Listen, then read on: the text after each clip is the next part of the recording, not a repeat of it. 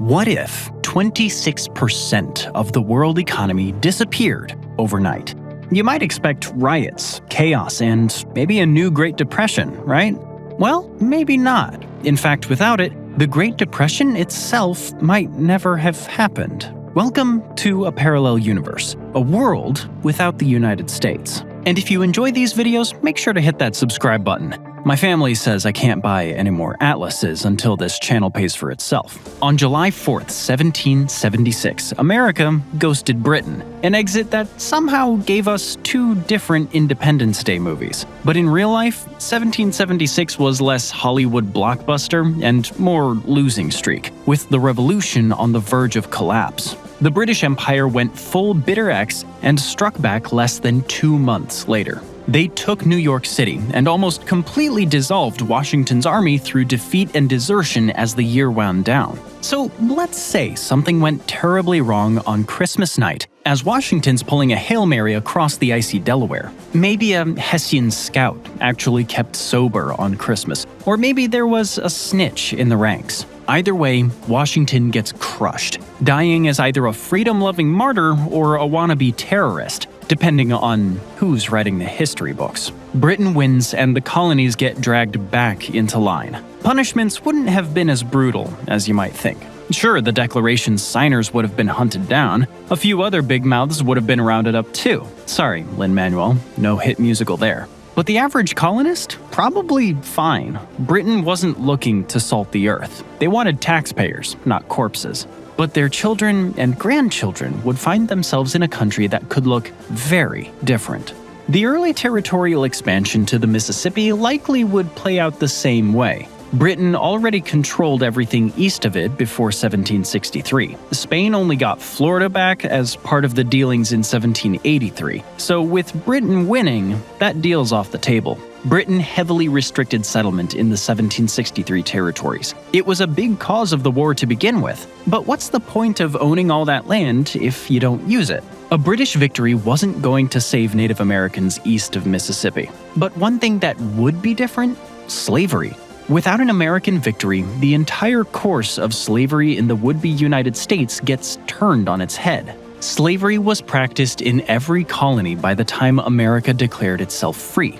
But things were changing. Back in 1772, Britain dropped a legal bombshell. In Somerset v. Stewart, Lord Mansfield ruled that slavery was brutal, a fact we can all get on board with. It was so abhorrent it couldn't exist in England unless Parliament explicitly allowed it. Since it hadn't, James Somerset was set free and couldn't be sold back into bondage. Britain's anti-slavery movement gathered steam fast, and the guys in Parliament actually listened. First came the Slave Trade Act of 1807, cutting off the Atlantic pipeline. Then the empire scrapped slavery altogether. The US planned a similar trade ban in 1807 too, but America needed a full-blown civil war to end slavery. Then, in 1833, the Slavery Abolition Act killed slavery in the empire. The catch? Slave owners got a golden parachute. 20 million pounds, or 40% of the annual budget. And if the US was still under the crown, that payout would have ballooned. Britain would have had to buy freedom for every enslaved person in the South. The freed slaves didn't get a penny. But at least they weren't in captivity, right? Westward expansion wasn't just about land. It was about spreading slavery. The Louisiana Purchase in 1803 gave Jefferson the chance to send Lewis and Clark west, not just to map a route to the Pacific, but to measure the land's economic potential. That drive for plantations got so intense, the US fought a war with Mexico to grab more land. By mid-century, nearly 200,000 enslaved people had been forced west. And Texas, it sat outside the Union for a decade. Not because America didn't want it, but because the North wasn't about to hand the South another slavery-free pass. Because of Britain's 1833 Slavery Abolition Act, the Civil War never happens. No Confederacy, no Emancipation Proclamation, and no President Lincoln rising to fame. Which means maybe he could have just enjoyed the theater without, the dramatic third act. It's questionable if the Mexican War would ever happen. With slavery already abolished, there's no payoff in taking Texas or California. They might even be Mexican territories today. Settlers wouldn't have bothered heading southwest if they couldn't bring slavery with them. Mexico had already banned the practice. No slaves, no plantations, no point. Suddenly, the United States looks smaller. Would it have reached the Pacific at all? It might not have even reached the west bank of the Mississippi. And it's not just slavery holding it back. But here's where things get weird. Without America, one of the most famous figures in history might not even exist as we know him. And trust me, you won't believe who. The one and only Napoleon Bonaparte. He sold the Louisiana Territory to the United States for $15 million, $371 million in 2023, so he could raise some quick cash. It was a lot to give up. The territory stretched from New Orleans to Alberta, from the Mississippi to Montana. France was broke and bracing for war with Britain. But if Washington had lost his gamble on the Delaware, none of that happens. Sure, there would still be a Napoleon Bonaparte. He's not going to get erased from history. He was born in 1769. But does he become Emperor of France? Probably not. The French Revolution spun out of another revolution, which, yeah, you guessed it, started with the American Revolution. Back then, if you weren't revolting, you weren't really living. Britain wasn't the biggest loser of the American Revolution. France was. For Paris, it seemed like a good idea at the time. Hooking up with the newly declared United States wasn't an act of kindness. France wanted revenge. The 7 Years' War had wrecked them, and they'd even lost the Louisiana Territory. To rub salt in the wound, they handed it to Spain. Part thank you and part please keep Britain from snapping up even more of the continent. But all it got was debt. And France couldn't pay it back so easily because the tax system was basically medieval. Even with an economy 3 times larger than Britain's, the crown couldn't squeeze out the money. Britain's system was simple. Parliament set the taxes, Parliament spent the money. Investors loved the stability. France's system? A disaster. The king burned cash, but local courts had to scrape it together. Tax collecting was done by a select few, and surprise, it turned into a corruption festival. Nobles and clergy dodged the bill, so the peasants paid for everyone. To be fair, the French system was becoming more and more unpopular throughout the 18th century. Inflation was rising, the population was booming, and peasants were being squeezed. Half of them had no land or just tiny scraps, leaving them one bad harvest away from disaster. But then came the perfect storm. The economic crisis from the American Revolution hit at the same time as a string of bad harvests. It was too much. The French people didn't just riot, they staged their own revolution, taking notes from the very country they'd gone bankrupt to support. Talk about irony. France's monarchy was already on borrowed time. It was outdated, old-fashioned, and out of touch. But without the financial crash, change might have come through reform, not the head-chopping with guillotines. Picture France with a constitutional monarch. No storming of the Bastille, no revolution, no Napoleon. And those two things might have meant no Louisiana Purchase. Spain gave the territory back to France in 1800. They were broke after the French Revolutionary Wars. But if those wars had never happened, Spain would have held on to it. They needed Louisiana as a shield between British territory and Mexico. And with no Napoleon plotting a comeback, France's interest in the place was basically zero. Maybe another France would have tried to buy it. Maybe Britain would have forced Spain to give it up. But honestly, the land was so empty, London might have passed it off. Imagine Mexico or some other country owning all that land west of the Mississippi. It's possible without a United States. To be fair, Britain did get all the way to the Pacific with Canada. There was no one to stop them. Maybe that same ambition would have pulled them south into wars nobody ever planned. It's possible there would be a British North America, stretching from sunny Florida to the frozen Arctic Circle. But there is one territory that certainly never would have gone to the British. In 1867, Russia was happy to sell. It wasn't making money there anyways. The place was unprofitable, hard to defend, and they already had a frozen wasteland in Siberia to worry about. Dumping Alaska was no big deal, or at least that's what everyone thought. Except William Seward saw an opportunity. People thought he had lost his mind buying Alaska. Russia only sold Alaska because it had lost the Crimean War between 1853 and 56. It didn't want Britain sneaking closer in North America or the Far East. The US jumped at the chance too. Buying Alaska was a way to box Britain out and flex the Monroe Doctrine, America's "No Europeans Allowed" sign for the Western Hemisphere. Remember, America and Britain weren't BFFs yet. They were still rivals. Great deal for Washington and Moscow, but if Washington had never broken free, that land stays Russian. Hawaii, though? That's a different story. While Britain was losing America, Captain James Cook was saying aloha to Hawaii in 1778. A year later, he was dead, killed after trying to take a local chief hostage after one of his boats was stolen. Not exactly postcard material, but Cook changed Hawaii a lot more than he could have ever guessed. His discovery had already put Hawaii on the map, and that meant more visitors were on the way. And where there's land to exploit, the British Empire isn't far behind. Soon, British advisors like John Young and Isaac Davis were helping a local chief named Kamehameha conquer the entire island chain. That wasn't just out of the kindness of their hearts, they expected a cut. Foreigners kept coming, planting sugar and cashing in. In our timeline, they staged a coup and handed Hawaii to the US. But no US, no annexation. Americans might have dominated the ranks of the people that overthrew the Hawaiian kingdom in 1893, but British and German subjects were also involved. So Hawaii wouldn't have escaped London's attention. Pearl Harbor was basically the perfect parking spot for the world's biggest navy. And when Germany began nosing into Hawaiian affairs, it became even more valuable real estate. In the late 19th and early 20th century, Britain's nightmare was Germany. Not long before, Germany didn't even exist. It was just a mess of little states under the make-believe crown of the Holy Roman Empire. But the Enlightenment had kicked off a new trend: nationalism. Even without a French Revolution, Germans weren't immune.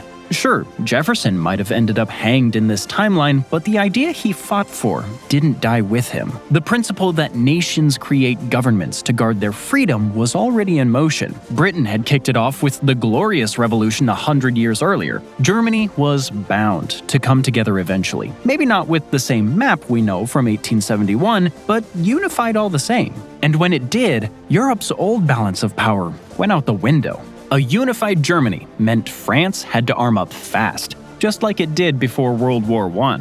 Then Germany made things worse by chasing a navy and colonies, and that put it straight into a showdown with Britain. If Germany unified more slowly, it wouldn't have been able to flex so hard. Napoleon jump-started it by killing off the Holy Roman Empire. That cut Germany from 300 tiny states down to 39.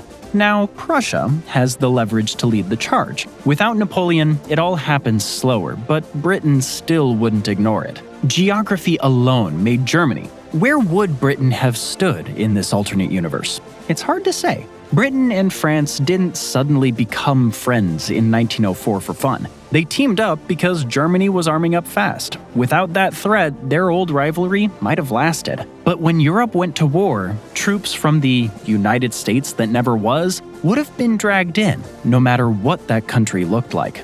The United States, whatever form it took, and Canada would be united. By 1867, Britain was sewing its colonies together like an empire-sized patchwork quilt. The British North America Act merged Canada, Nova Scotia, and New Brunswick into the Dominion of Canada. And if Britain had never lost the 13 colonies, they probably would have been bundled in too. The act didn't create the Canada we know today, though. That would only come later. But it did give local leaders room to run day-to-day business. But London still held the real power. Parliament could override laws, and Britain kept control of foreign policy. So, the failed United States wouldn't have been neutral for long. If World War I still broke out on schedule, troops from the once rebellious colonies would have been marching under the Union Jack. Pennsylvanians and Carolinians might be carved on Gallipoli memorials right next to Newfoundland's fallen. New Yorkers? They'd be the ones coughing through chlorine gas at Ypres, if that war looked the same as ours. But the war might not have dragged on as long.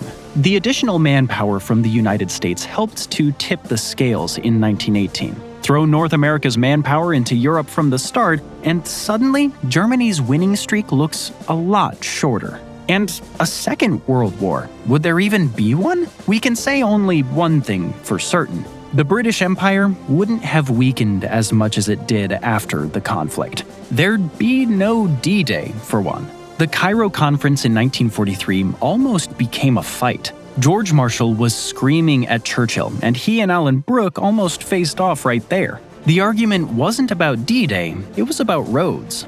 Britain wanted the island and was ready to delay France's liberation to keep chasing Mediterranean dreams. I mean, who doesn't want sun loungers and cocktails?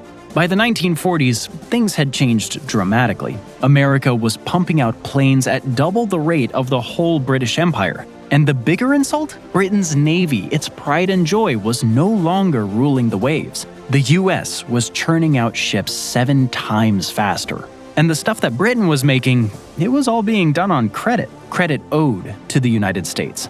British forces were on the move in Europe, but behind closed doors, Churchill's ministers were saying the quiet part out loud. The empire was broke. The United States was no longer the junior partner it had been, and it demanded a high price for helping its mother country win. The post-war defeats for Britain piled up one after another, even as it was winning the ongoing war. Because Britain was on the hook to the US, Uncle Sam demanded access to Britain's bases. This laid the groundwork for its global military network. Then came Bretton Woods, where Britain's dreams were steamrolled. The dollar took the crown from the pound as the world's primary reserve currency. The UN was born under US and Soviet leadership, not Britain's. Its mission: end empires. Britain tried to hang on anyway, until the Suez Crisis in 1956. Militarily, Britain, France, and Israel beat Egypt. Politically, Eisenhower beat them all by threatening to sink the pound and choke off IMF money.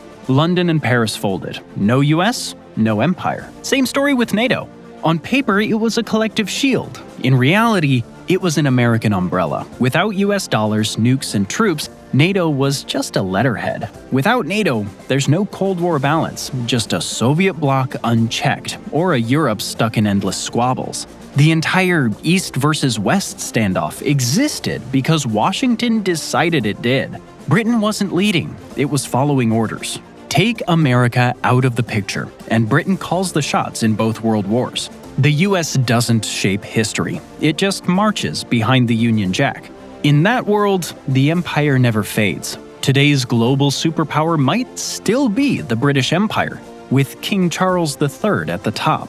Things would be a carbon copy of the early 1900s. Social change is messy, and Britain was already pushing Enlightenment ideals. India? Independence was coming either way. The Anglosphere? They'd be Canada, Australia, and New Zealand clones. Independent on the ground, but still bowing to His Majesty on paper. Europe without the US? It's tough to map out. Asia though? There the future was much clearer.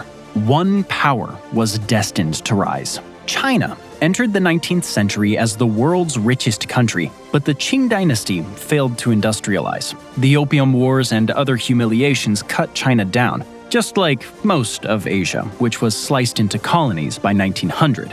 All of them except one. In 1853, Japan was like a time warp. Its ruling Tokugawa shogunate kept it permanently in the 17th century just to maintain its grip on power. But even one of the world's most isolated countries was keeping itself in the loop. The Dutch traders in Nagasaki were the only Westerners allowed on Japanese soil, but even that was enough to bring bad news. China was getting hammered, and Japan's leaders were spooked. They were determined not to be the sequel. Commodore Perry's visit in 1853 sped things along. He was an American, but if it wasn't him, it would have been some British naval officer. There were many reasons to visit Japan. Whaling was big business, and Japan was an ideal refueling station for coal-powered ships. To Britain, Japan was another piece on the map. Get influence there, and suddenly, the Northern Pacific plugged right into the empire's chain of ports. Hong Kong to the south, and everything in between. Japan was determined not to be another China, so it modernized at a breakneck pace. In 1868, the shogun was out, the Meiji Restoration was in, and modernization went into overdrive. It defeated China, won the Russo-Japanese War, and announced itself as a serious player on the global stage. And what Britain did next would break with a century of tradition. Ever since Napoleon's defeat, London had practiced splendid isolation, which sounds terribly British. It was a policy similar to the US strategy before World War I. Rule the seas, dodge rivals, and don't bother with messy alliances. Honestly, that's just my mom's dating advice, though hers doesn't involve battleships. Britain ended its solo act in 1902. Not with France, not with Germany, but with Japan. Both saw the same threat: Russia muscling into Manchuria and Korea. For Britain, it was about keeping trade routes to India and China safe.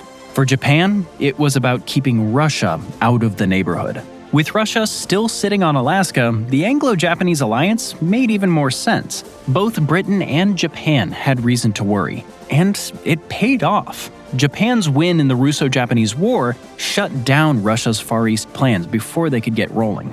As usual, the winners couldn't stay friends. Britain started side-eyeing Japan's ambitions in Asia.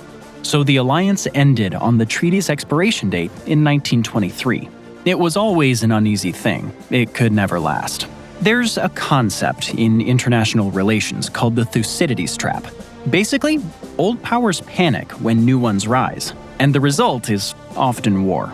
Sure, critics call it too neat, but the early 20th century fit the pattern uncomfortably well. Add in racial tension, and things got even uglier. Japan and Britain did go to war. On the very same day Japan attacked Pearl Harbor, it was also attacking British Hong Kong, Singapore, and Malaya. Japan had its own plans for Asia. The Greater East Asia Co-Prosperity Sphere.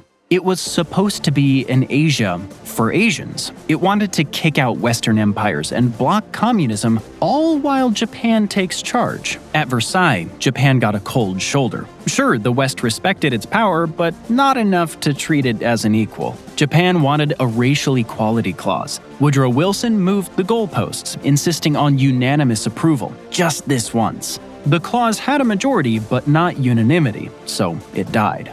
Sure, in this world, there's no US and maybe no World War I to vote it down, but the ugly part doesn't change. The racial tensions were still there. This snub meant Japan took the West's racism and repackaged it. By the 1940s, its Ministry of Health and Welfare was publishing things like an investigation of global policy with the Yamato race as nucleus. Reading between the lines, Japan runs the show. The co-prosperity sphere wasn't about sharing. It was about Japan. The friendly label covered a brutal reality. Tokyo intended to grab Asia's resources for itself, a strategy reinforced by Germany's blockade-induced collapse in World War I.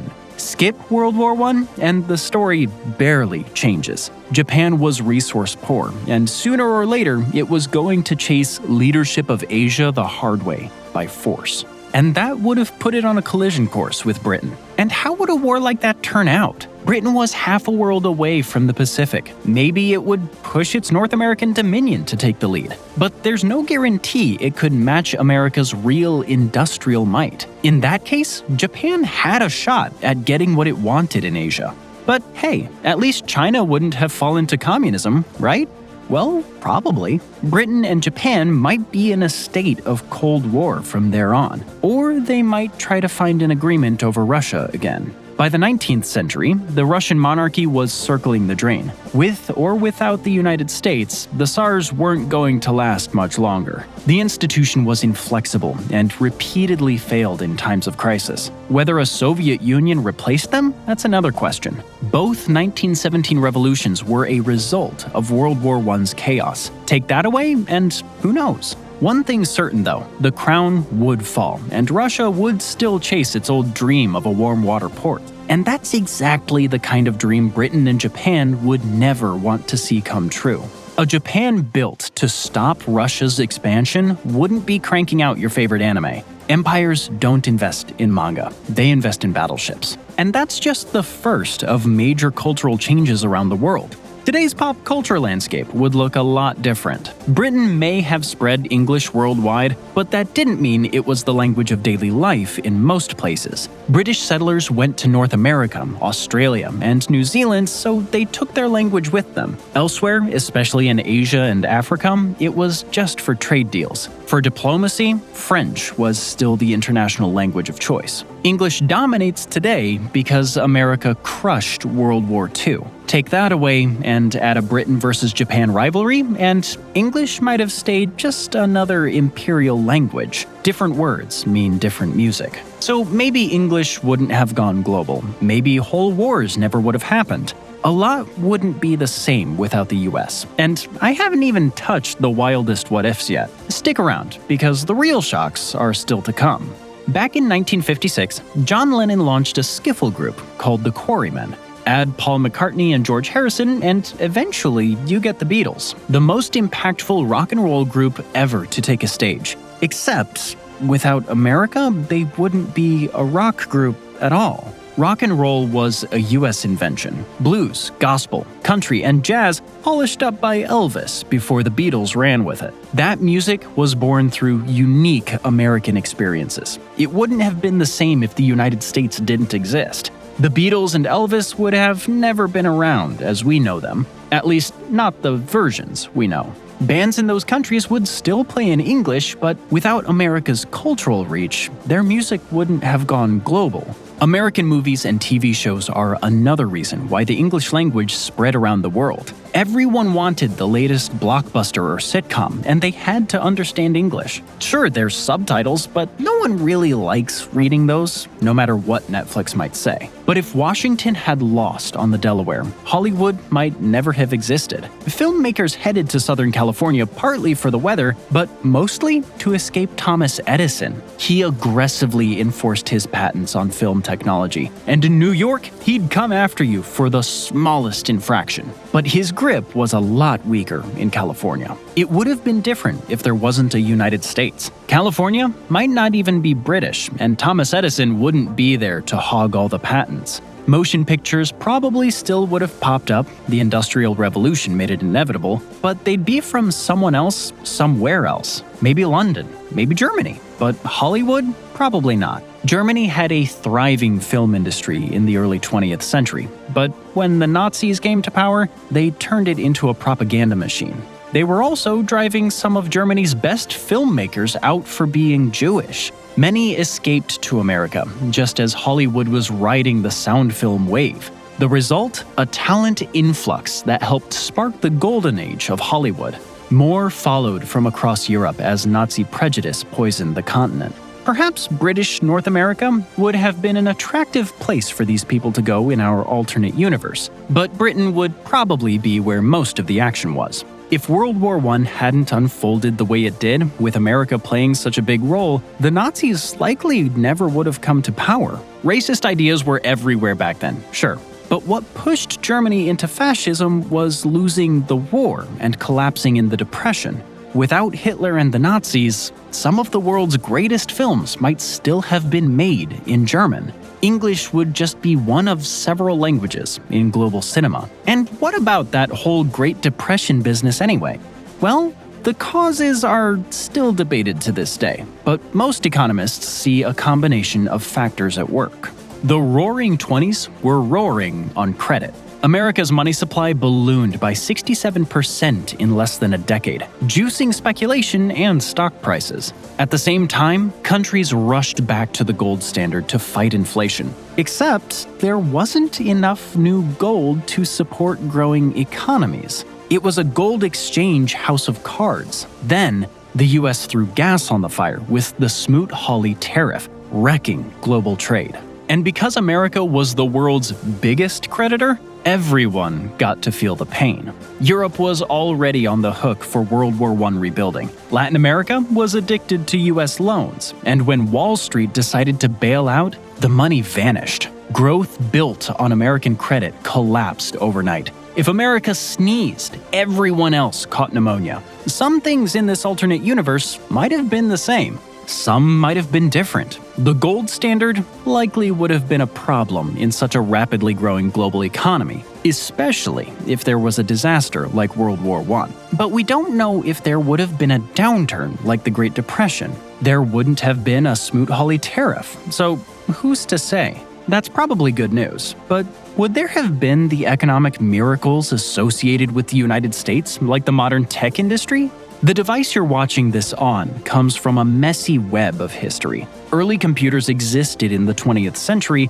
but they filled entire rooms. It took the US-Soviet space race to shrink them down. NASA, for example, gave IBM a $26.6 million contract to build a rocket computer under 60 pounds, 27 kilos, and about the size of a carry-on bag. IBM pulled it off, and other companies followed. And that's how the Stars and Stripes ended up on the moon. Sure, industry would have made computers smaller eventually, but without the space race pushing impossible deadlines, it would have taken much longer. And the internet, same story. When Sputnik came around in 1957, it sent alarm bells through Washington. The Pentagon wanted a communication system tough enough to survive nuclear attack. So, ARPANET went live in 1969. By 1983, it ran on TCP/IP, the internet's backbone. And in 1990, a British scientist named Tim Berners-Lee gave it the breakthrough we know today, the World Wide Web. So maybe the internet would be a British thing in the alternate timeline. It would take longer, but it would still be there. But English might not even be the first language of the internet without American dominance after World War II. Keyboards were built for English. The QWERTY layout uses the Latin alphabet, and everyone else had to adapt. Other languages had to hack their way in, with tricks like autocomplete or special input methods. And it goes deeper than the keys. Most software itself was designed around English characters. In this alternate universe, computers would still exist, but they'd be huge. Your iPhone probably wouldn't fit in your pocket, and your keyboard might not even be in English. The only guarantee? Without the United States, the world we know today probably wouldn't exist. Thanks for joining me today. I hope you enjoyed the video, and if you want to see more videos like this, then please consider subscribing and turn on notifications. Really does make a difference. Thanks again, and I'll see you next time on MatPack.